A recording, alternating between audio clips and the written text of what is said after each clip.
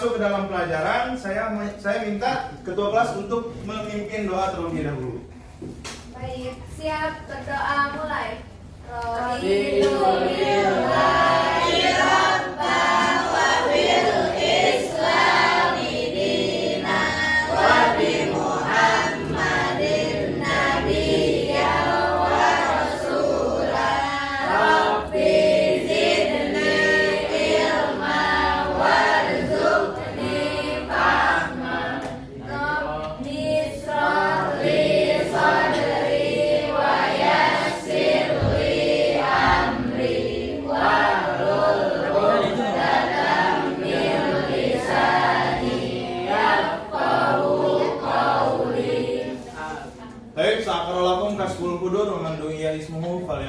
Hadir.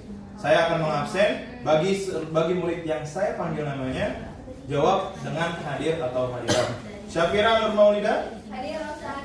Intan Lestari, Hadir, Zahra Walia, Muhammad Hasan Kurniawan. Hadir, Ustaz. Alhamdulillah hadir semua. Kita akan memulai pelajaran. Anak-anak sekalian, mana darsunal? Darsunal An-Nahwu. Darsunal An-Nahwu. Oke. Anak-anak sebelumnya udah ada yang pernah belajar tentang apa itu jumlah mufidah? Ada yang udah pernah tahu? Belum. Kan sebelumnya kita pernah mempelajari tentang jumlah mufidah. Jumlah mufidah itu adalah kalimat sempurna. Kalau di dalam bahasa Indonesia namanya satu kalimat itu memiliki struktur. Ada apa aja coba? Objek, subjek, predikat, keterangan. Nah, itu disebut dengan struktur kalimat. Nah, hari ini kita akan mempelajari tentang anwa'il kalimat.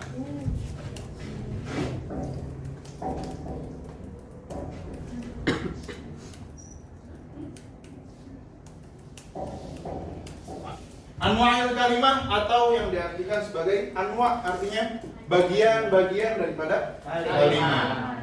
Ada yang udah tahu apa aja sih di dalam bahasa Arab itu pembagian-pembagian kalimat? Belum ada. Nah, di dalam bahasa Arab, dalam satu kalimat jumlah mufidah atau jumlah itu disebut dengan kalimat ya. Kalimat sempurna dalam bahasa Arab itu ada 3 bagian. Yang pertama ada harfun, yang kedua ada ismun, yang ketiga ada fi'lun. Yang pertama ada harfun. Oke, kulo jamatan, ikutin semuanya. Harfun. Fi'lun.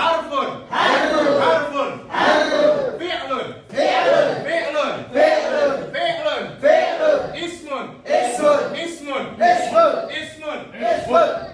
Yang qasimul kalimah ila thalathati anwa, dibagi menjadi 3 kalimat, 3 bagian.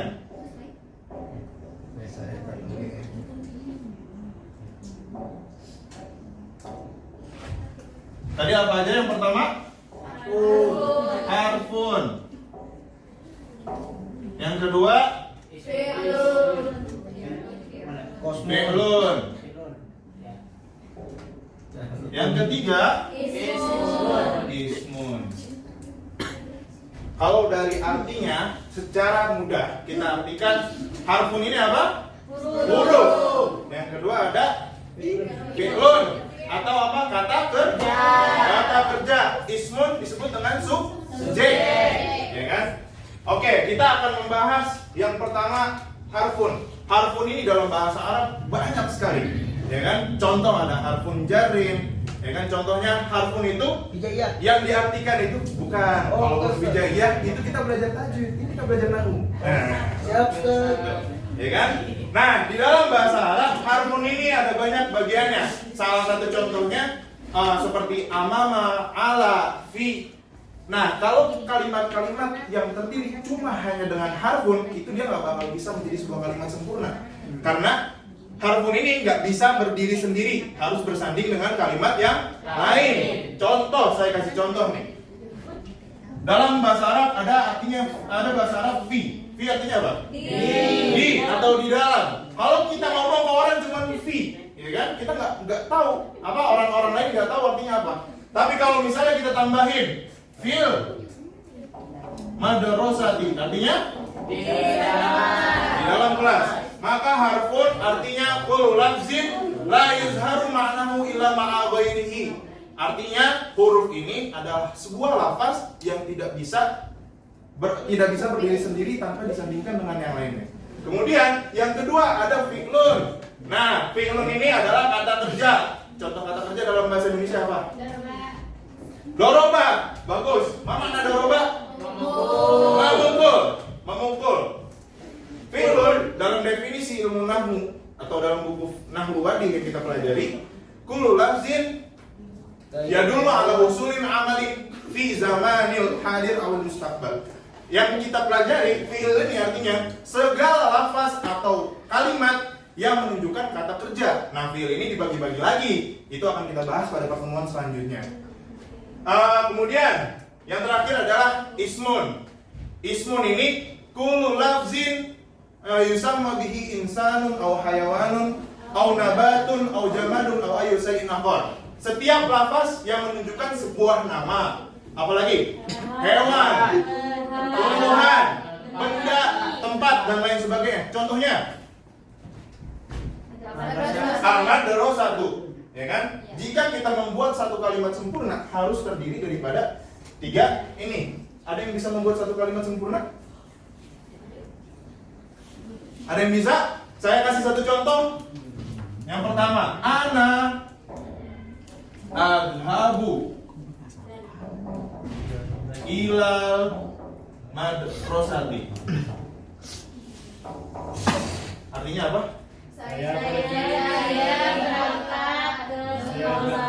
Saya berangkat ke sekolah. Di sini ana sebagai domir, sebagai pelaku atau subjeknya. Adhabu sebagai ila sebagai harfun, al-madrasah sebagai ismun. Maka ini disebut dengan jumlah mufidah.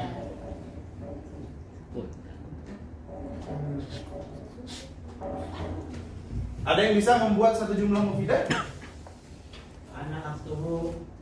Saya Ustaz. Ya, Hasan. Anak akulu ar-ruza. Ana asulu arruza. Ana akulu arruza fil Fil matbahi. matbahi. Fahri, coba diartikan. Saya memakan nasi di dapur. Saya memakan nasi di dapur. Kalian berdua maju ke depan. Karena berani menjawab. Ini ada sedikit hadiah dari saya. Dibagi-bagi sama teman-temannya ya.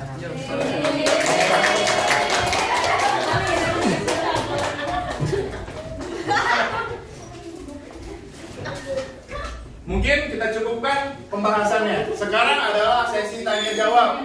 Bagi anak-anak semua yang ingin bertanya dalam materi ini, saya persilakan. Ada yang bertanya? Ustaz, Ya. coba kalau misalnya yang anaknya diganti sama domir lain. Anak, contohnya, contoh domir apa aja sih? Anak, huwa, huma, hum. Kita mau pakai apa? Huwa. Apa makna huwa? Dia laki-laki. Huwa, dia laki-laki. Nah, kalau dalam pelajaran sorof ini akan dipecah lagi. Kalau ana, adhabu. Adhabu ini untuk ana. Kenapa ana? Karena di sini alif. Yang diubah hanya depannya saja. Ya kan? Kalau misalnya kita pengen diubah jadi huwa, ya. Kalau misalnya kita ganti jadi nahnu, apa? Nahnu, nadhabu. Terus kalau misalnya kita ganti jadi antum. Antum. Tadhabuna.